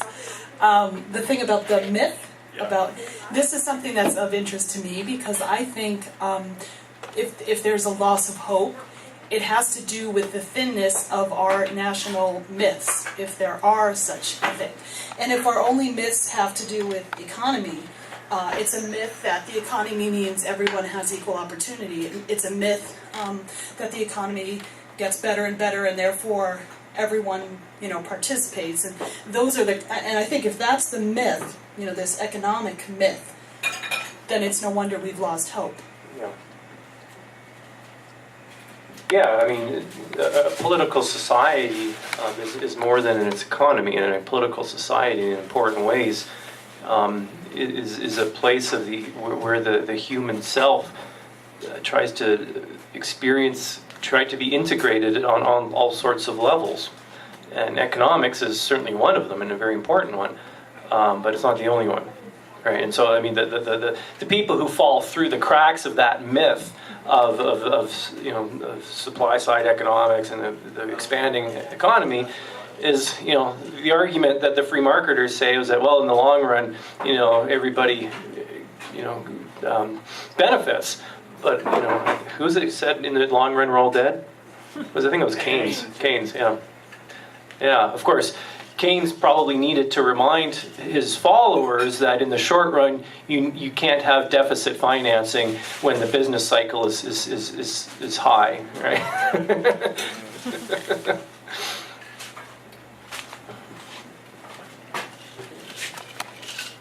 You didn't spill all of your guts, right? To address another myth that in some way probably is more relevant, nobody, and this is all reporting I've looked around at, has addressed the taxation problem. We all talk about that we cannot afford, whether it's Greece, Italy, Spain, Canada, okay? We are not addressing the shortage of taxation at a certain level that has to be made up by the individual, and the shortfall in taxation, therefore we cannot afford things. Just if you look at the northern country in Europe, they have a tremendous taxation level by Canadian standard anyway, but they are not complaining about defaulting. So the default is engineered in some way by simply stopping the taxation at, say, the corporate level, at the billionaire level, at the millionaire level, if you want. So I don't know if that is relevant. I think there's a cultural element there too. Let me put it this way. How confident are you in Stephen Harper spending your money? There you go. So He's got money for the Air Force. Sure. Oh yeah. So there's a question of it's a question of distribution of who pays taxes, but it's also a question of public confidence in public institutions to spend that money. And I mean, you can spend the whole day citing study upon study, and none of that will demonstrate probably anything. But I think there's a crisis of confidence in public institutions to spend taxpayer money, and you saw that in the wake of ad scam with the Liberal Party here in Canada. It's almost ingrained as a matter of constitutional faith for the United States to have visceral distrust in the government. So I mean, right there. So I think the Scandinavian model. I mean, it helps. I mean, I'd have to study this, I guess, a little bit more. But it strikes me that there's probably more trust in Scandinavian public institutions to make use of taxpayer money. That has something to do also with the culture of. There's probably a pretty high level of trust culture in Scandinavian countries, probably higher than in North America. Because after all, when it comes to public money and governments using money, you need auditors, right? And so the more lawyers and auditors that need to look into it, the more trouble you have, right? Because you're acknowledging that if you need the auditors or high levels of auditing, then you're acknowledging that people need to be audited. So I think it's kind of a cultural question. How much trust are people going to have in their government? That's why I asked you. Do you trust Harper to spend your tax money wisely? I don't either.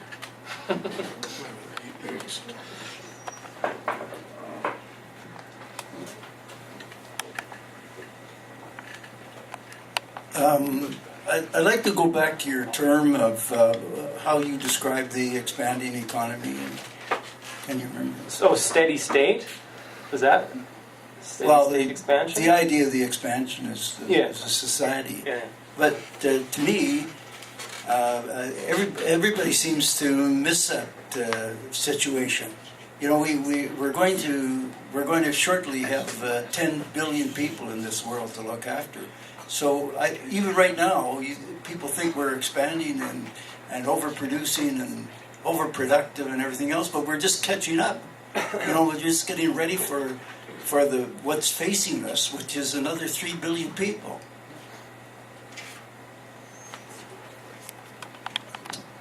I'm not really sure how to respond. I mean, I guess, yeah, that's true.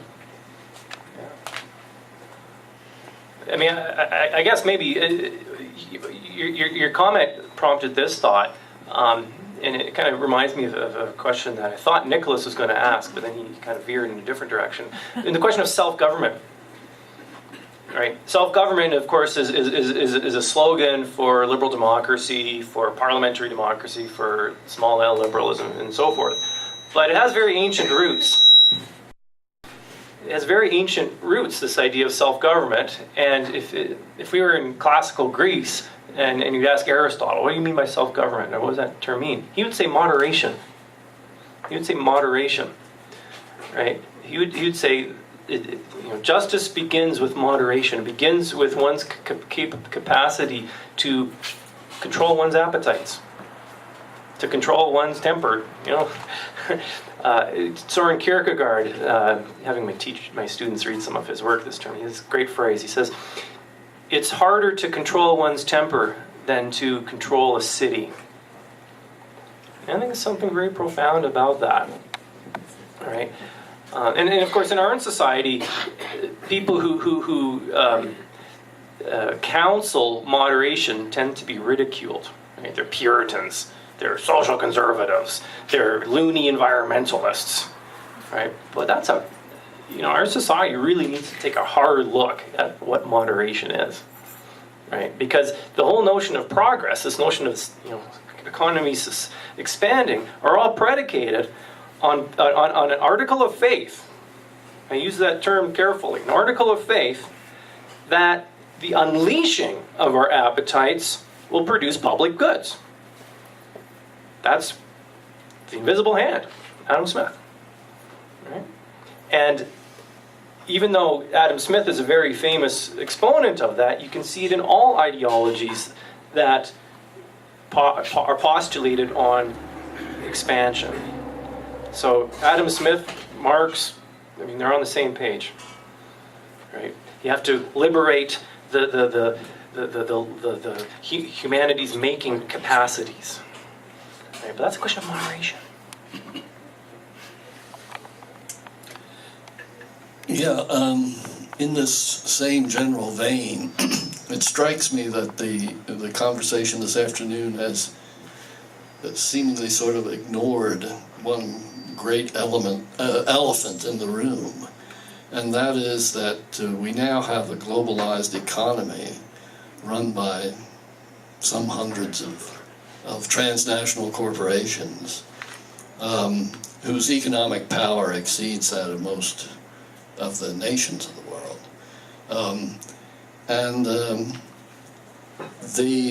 The prosperity of these corporations, of course, depends upon economic growth. Without economic growth, profits are obviously going to fall, right?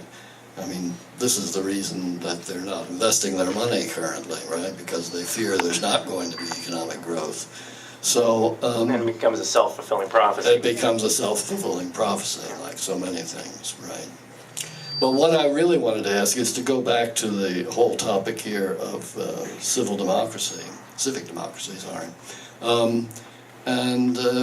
really is a world economy run by several hundreds of major corporations and banks with such huge power that, you know, if regulations are passed on them by national governments that they don't like, well, they just haul out their investments, and the country falls into economic recession, right? Is this compatible with any sort of civic democracy at the national and global level at all? I mean, isn't this just a sort of feudalism? We're operating within a feudalistic system.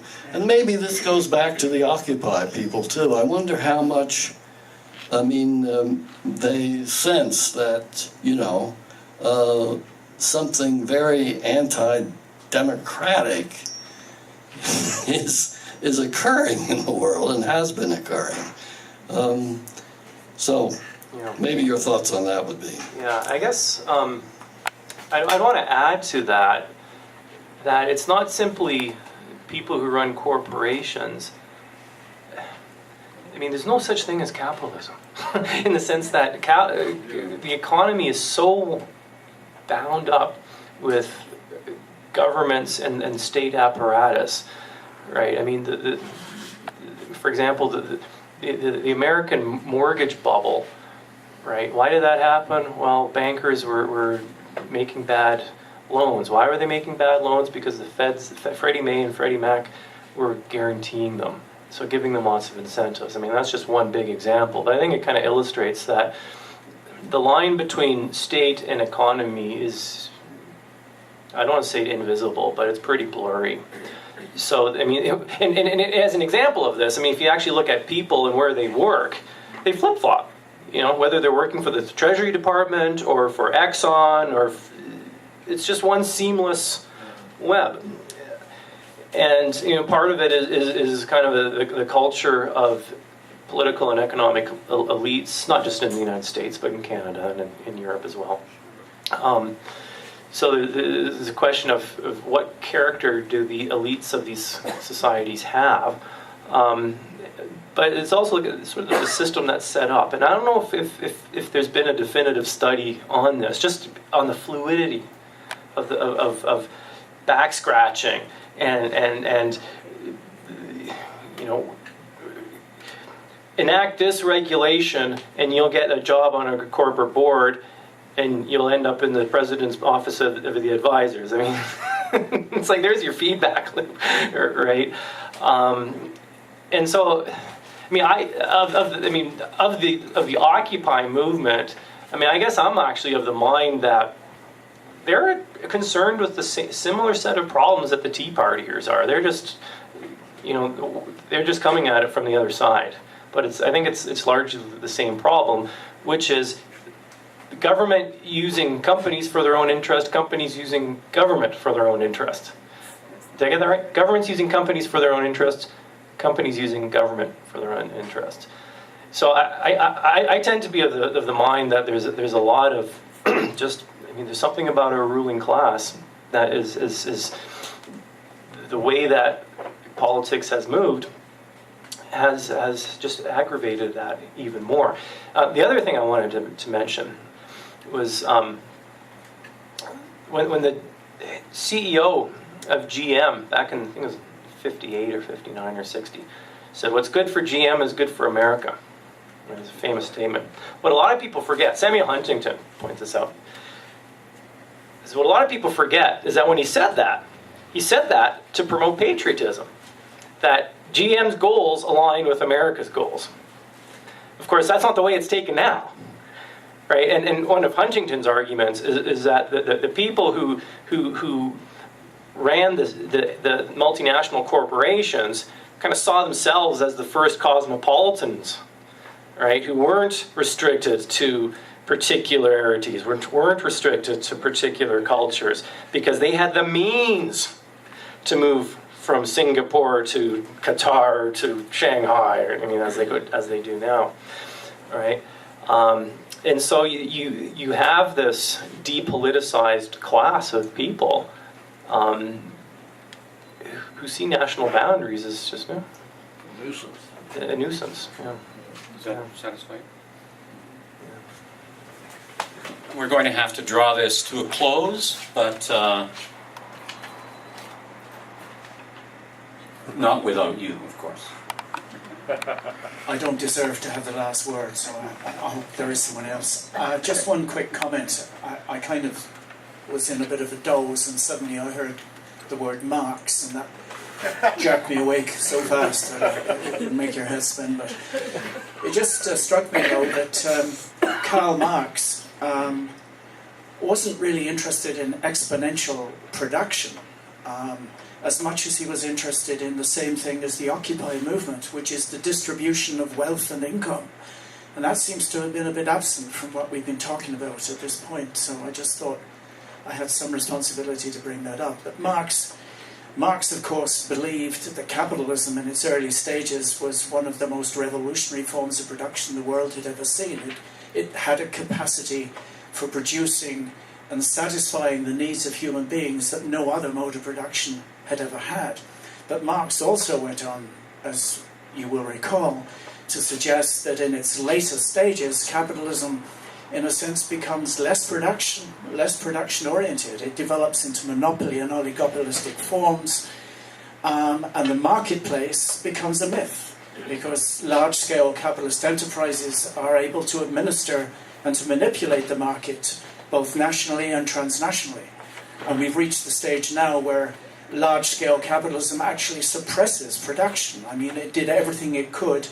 The automobile industry did everything it could in combination with the oil industry to prevent the production of the electric car. And we know that alternative forms of energy are having to struggle against the combinations of the large energy sector.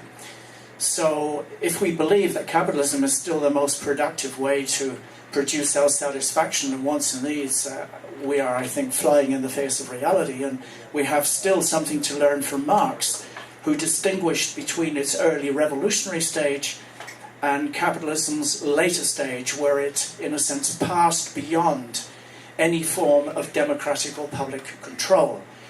And if we need anything today, we need to bring the capitalist frame of production under public and civic control, where public need comes before private greed, which I think is the state of play today.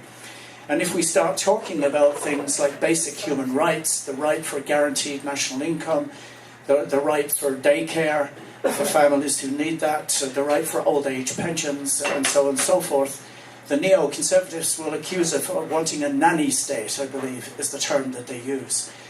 But from my perspective, the nanny state is really a way of elaborating fundamental human rights which should be implemented in every society, because it's a concern of mine that my life expectancy may be 76, whereas the life expectancy of my counterpart in southern Sudan or some other part of the world is maybe 30, 32.